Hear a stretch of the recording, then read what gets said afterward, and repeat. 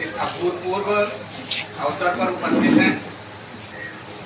उद्देश्य सबको मालूम है, क्या करने के लिए हम आए हैं, किस उद्देश्य के लिए यहाँ उपस्थित हैं, इन सभी चीज़ों की जानकारी हमको है, लेकिन उसको मैं कुछ विशेष चीज़ों के साथ में संदर्भित करते हुए इसकी जानकारी मैं देना चाहूँगा। पिछले लगभग 10 दिनों से आपका साथ मुझसे है और 10 दिनों के बीच में उसके पहले से हमारा आपका परिचय है। काफ़ी पुराने समयों से हम आपको जानते हैं, आपकी छवि को जानते हैं, आपकी मेहनत करने की क्षमता को भी जानते हैं और आप किस तरीके से कार्य करने की क्षमता रखते हैं, शायद उसको भी मैं भली बात परख चुका हूँ या जान रहा हूँ। अवसर है इस कोचिंग के उद्घाटन का, कोचिंग के शुभारंभ करने का। ये आज प्रथम दिवस है। शायद पूरे ऊर्जा के साथ में हम सभी आज भरे हुए हैं और अपेक्षा आज से ही हमारी जुड़ जाती है। हम कोई भी कार्य शुरू करते हैं तो क्या असफल होने के लिए शुरू करते हैं? नहीं, हम स्टार्ट ही करते हैं कि हम आगे चल करके सफल। और शायद उसी उद्देश्य के साथ में आज इस कार्य को आगे बढ़ाने का प्रयत्न इस संस्था के, इस कोचिंग संस्था के प्रबंधक रवि जी ने किया है। रवि जी के बहुत सारे ऐसे वीडियोस जो इनके YouTube के चैनल्स पर भी मिलते हैं। मैं भी उस चैनल को सब्सक्राइब किया हूँ, मैं इनके वीडियोस को देखता हूँ। कहीं पर अगर मुझे थोड़ी बहुत या स्टार्ट करने पर कोई कमियां अगर नज़र आती हैं तो मैं उस चीज़ के लिए इंगित करके उनको सुधार करने के लिए आदेशित करता हूँ या उनको उस बारे में सलाह मशविरा देता हूँ। शिक्षा एक ऐसा विषय है जिसको ग्रहण सभी लोग करना चाहते हैं, लेकिन उसको पाने के लिए जितना प्रयत्न करना चाहिए उतना प्रयास कोई करना नहीं चाहता। लेकिन सफलता का एक विशेष जो मूल मंत्र है, वह मूल मंत्र वह है कि व्यक्ति वही सफल होता है जो मेहनत करता है और मेहनत करने के साथ साथ अपने उस कार्य को बेहतर ढंग से करता है। स्मार्ट वर्क के तरीके से जब हम कार्य करते हैं तो सफलता मिलने के चांसेस हमारे अन्य तरीकों से की गई मेहनत से ज्यादा होता है।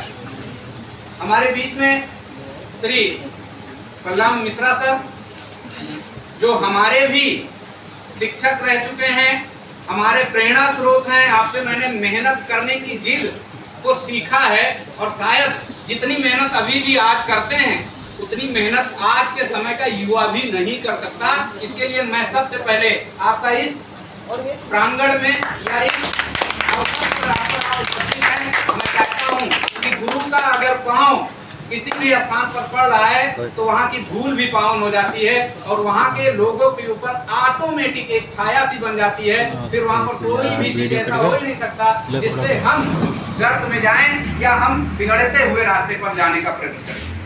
मैं आपका स्वागत करता हूँ।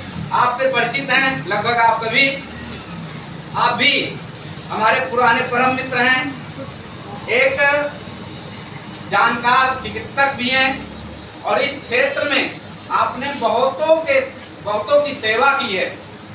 जो सेवा आपने की है शायद उसकी वजह से आज भी आपका नाम है और उस नाम का कारण इनकी मेहनत है। तो मेहनत यदि हम लोग करना चाहते हैं तो हम निश्चित रूप से सफल होंगे। मैं इस उद्घाटन के अवसर पर आपको सर्वप्रथम बधाई देता हूं और आपके भविष्य के लिए अपनी और अपने गुरुजनों के तरफ से भी शुभकामनाएं देता हूं और अपेक्षा करता हूं कि आप जिस ऊर्जा के साथ में आज इस उद्घाटन अवसर में अपने आप को झोंक करके दिखा रहे हैं, इससे भी ज्यादा एनर्जी के साथ में, ज्यादा पावर के साथ में, ज्यादा एक्टिविटीज के साथ में और भी अच्छे ढंग से कर करके आप यहाँ के इस क्षेत्र में अंग्रेजी की शिक्षा की एक बेहतरीन अलग जलाएंगे और इस क्षेत्र के वह सभी बच्चे जो अंग्रेजी को एक कठिन विषय मान करके अंग्रेजी से दूर भागने का प्रयास करते हैं, आप उनके लिए अंग्रेजी जैसे विषय को दिलचस्प बना करके उन सबको हासिल कराएंगे।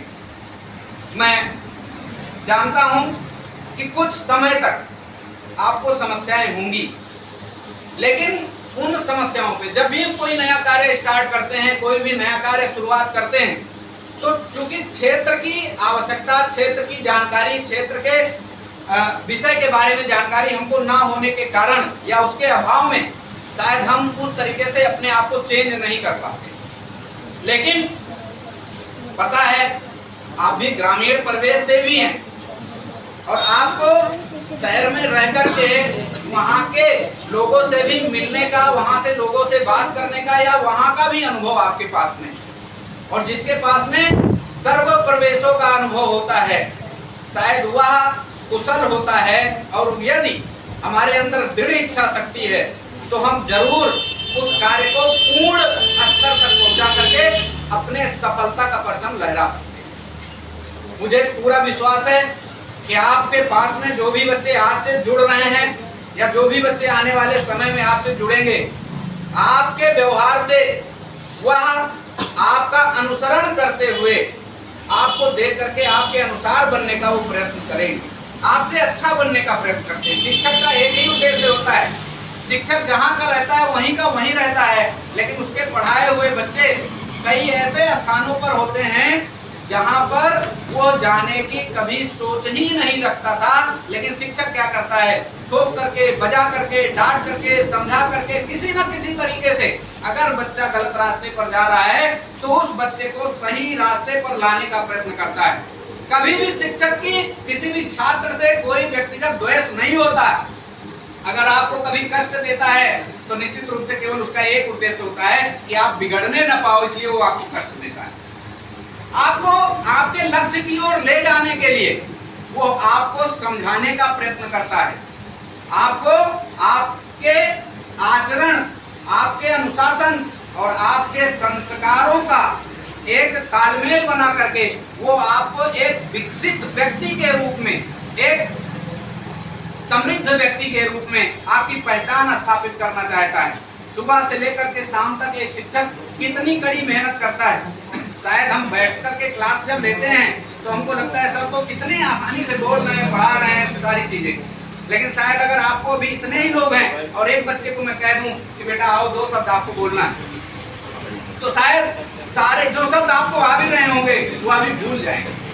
ऐसा होता है क्लास में, जब टीचर आपको कहता है बेटा आ जाओ 2 मिनट इसको बताओ, अभी आपको बताया है, तो शायद आप जो चीज अभी बताया गया वो भी भूल जा रहे हैं।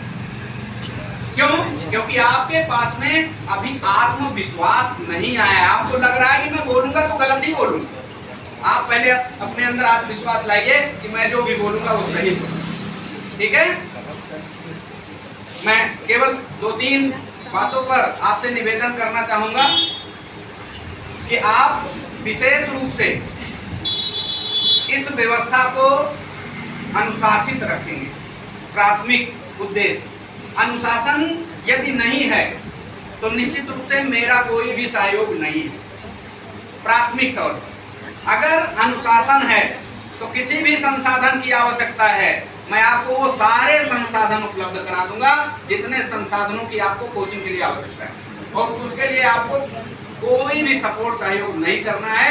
मैं अपने व्यक्तिगत शक्ति के साथ में उसको मैं यहाँ पर उपलब्ध करूँगा। ठीक है? बाकी अनावश्यक रूप से कहीं पर भी किसी भी छात्र के साथ में कोई बातचीत नहीं। कोचिंग का अर्थ होता है कि वो आए, उसको उसके भविष्य के निर्माण के लिए उसको सलाह मशवरे दिए जाएं। ये तक रहा है तो उसके अभिभावकों को सूचना करके उसको सुधारने का प्रयत्न करना है। यह जिम्मेवारी शिक्षकों की ही हो। ठीक है? बाकी हम अपने बात, व्यवहार, वाणी, कर्म, इन सब से यदि अपनी पहचान बनाना चाहते हैं तो निश्चित रूप से खुद को भी अनुशासित रखना होगा, और उस अनुशासन के साथ ही हम अपना कार्य आगे बढ़ा सकते हैं। और जब उस कार्य को अनुशासित रूप से हम आगे बढ़ाएंगे, पूरी बुद्धिमत्ता के साथ में, पूरी ऊर्जा के साथ में, यदि पहले दिन के तरीके से लगातार ऊर्जाशील रहेंगे तो हम सफल होंगे और इस दिन को जीवन भर के लिए याद करेंगे। इसी उद्देश्य के साथ में मैं चाहूंगा कि एक कोचिंग का संचालन होगा और इसी व्यवस्था के साथ में इस कोचिंग के बच्चों में जो व्यवस्थाएं हैं वो उनको प्रदान की जाती रहेंगी। बहुत बहुत धन्यवाद देता हूं और पुनः आप सभी से निवेदन करना चाहता हूं करके जो YouTube चैनल है ज्वाइन विद रवि, एक बार आप उस चैनल को सब्सक्राइब करके उस पर इनके वीडियो देखिए।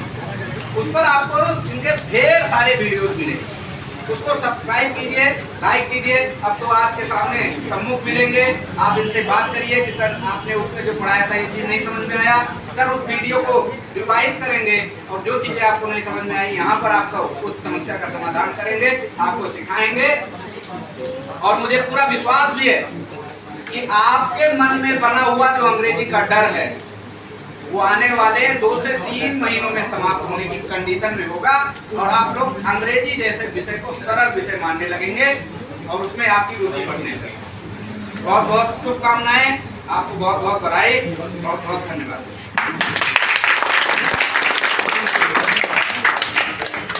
चाहता हूं और इसी के साथ में मैं यहाँ पर अपने आप को एक अपने तरफ से और सारे बच्चों की तरफ से मैं एक आभार व्यक्त करना चाहता हूँ, क्योंकि देखो ये बहुत बड़ी बात होती है